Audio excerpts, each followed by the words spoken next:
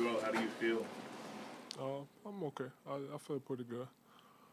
Can you sort of take us through what the last 6 days has kind of been like for you?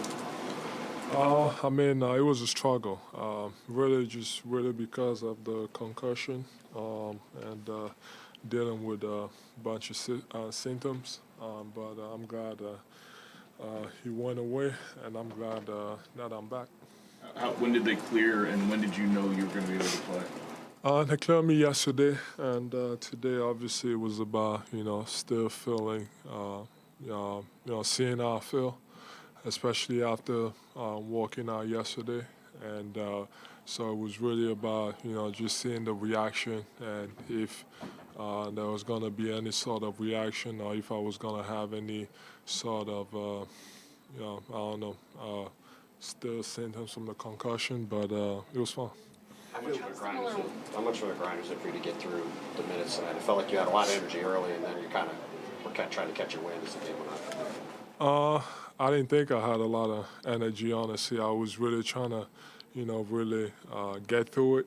And kind of you just use my presence out there as a decoy. And then really, I feel like, what I pride myself on is really defensively, and I feel like that's where my presence is really felt on the defensive end. So that's really one of the main reasons why playing I thought I could have a huge impact. How hard was it to watch the first two games? It was very annoying. Just watching. Obviously we didn't make shots, but we also made a lot of mistakes, whether it was offensive rebounding or, turnover. That big fella, Bam was, he was dominating, and, I was really, pissed off, watching another big man go, play well against my team. But, he's unfortunate, can't take it back, so now we just got to focus on next game. Your teammates were talking out here about how much your presence means to them being out here. How much, when you're going through the struggle of the last week, the responsibility maybe you feel to your team and your teammates?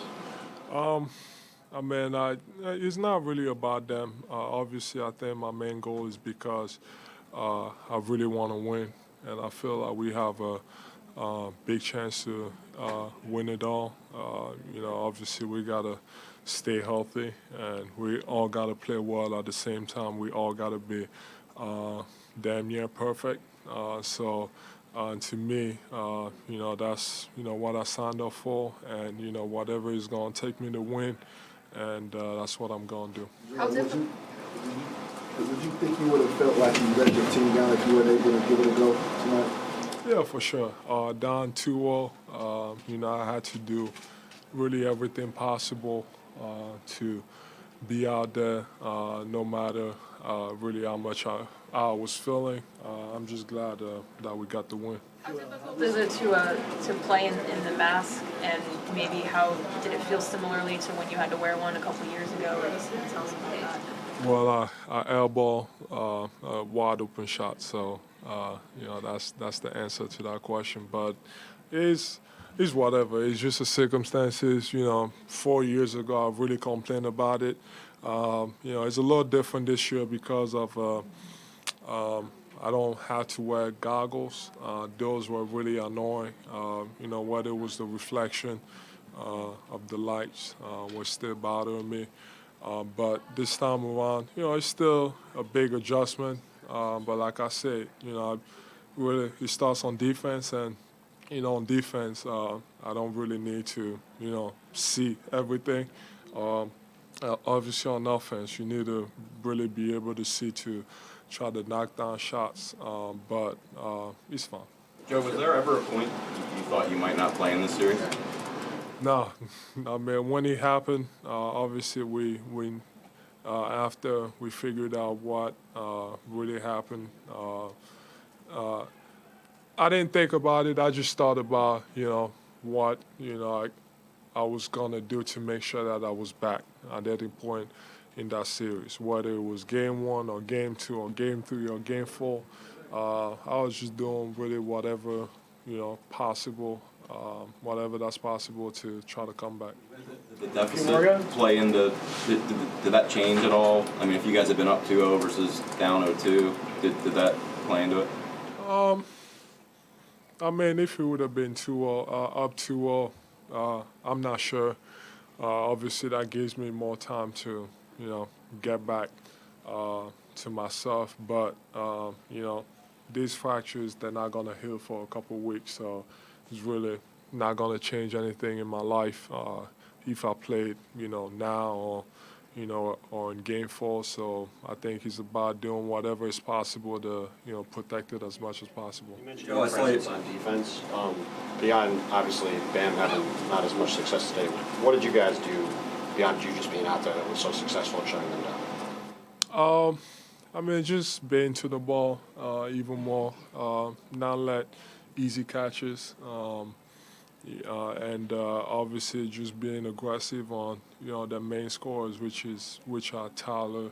I thought we did a better job on them. Obviously, Jimmy got gone, and it's my fault. I had a couple times where I wasn't protecting the rim, so definitely got to do a better job on them. But the main scorers were just more aggressive, and whether it was trapping the ball or try to get the ball out of their hands, and try to make everybody else beat us. What made you pick Stringer Bell? What made you pick Stringer Bell to tweet out? I mean, I don't know. Like I said, I've said in the past, everything I do on Twitter is just for fun. So I thought what he said in that moment was cool, and I'm just having fun with it. Are you guys back up?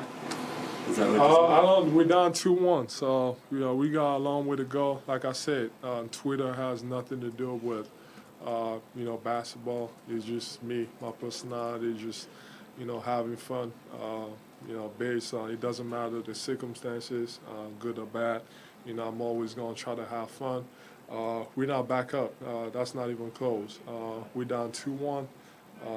We gotta. We can't go down 3-1. So we really need this game on Sunday. Joel, did you think the elbow was intentional, and did you and Pascal have a talk afterwards? I don't know, but I don't think it was intentional. That's my guy. Obviously, he's unfortunate. I don't think he meant to do it, but I was more irritated by the perception of when that happened by really the fans, and I've always thought they had great fans, but it kind of changed my mind about their fans up there. Whether it was throughout the series, the F chants and all that stuff. That's cool. It never gets to me anyways, but I think they got mad because I did the airplane celebration. But it's been going on in a few arenas, these days where, the fans, they just feel like it's okay to just say F somebody. There's a bunch of kids in the arena. I don't think that should be okay, even if there wasn't kids. But it's almost like, if you respond to it, it's almost like, in the Draymond situation, the league finds you. So to me, it doesn't bother me. I'm just speaking for, really everybody in the NBA.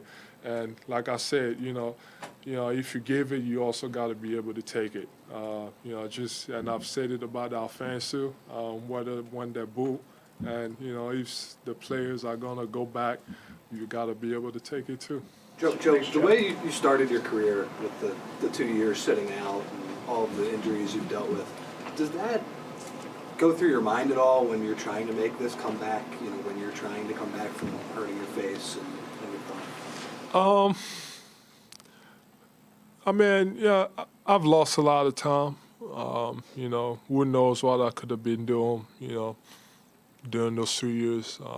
Who knows how good I could have been, at this stage of my career, if I had missed those 2 years. But, when I deal with this type of stuff, I just take it as, what it is.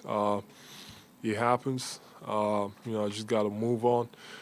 It's unfortunate. I've dealt with a lot of stuff, but my mind is always about, just staying positive and, getting back from whatever is going on and doing whatever is possible. But I think, to answer your question, I think it's more my motivation to, try to win the whole thing. That's what motivates me. Thanks, Sean. Thank you. Good to see you, man.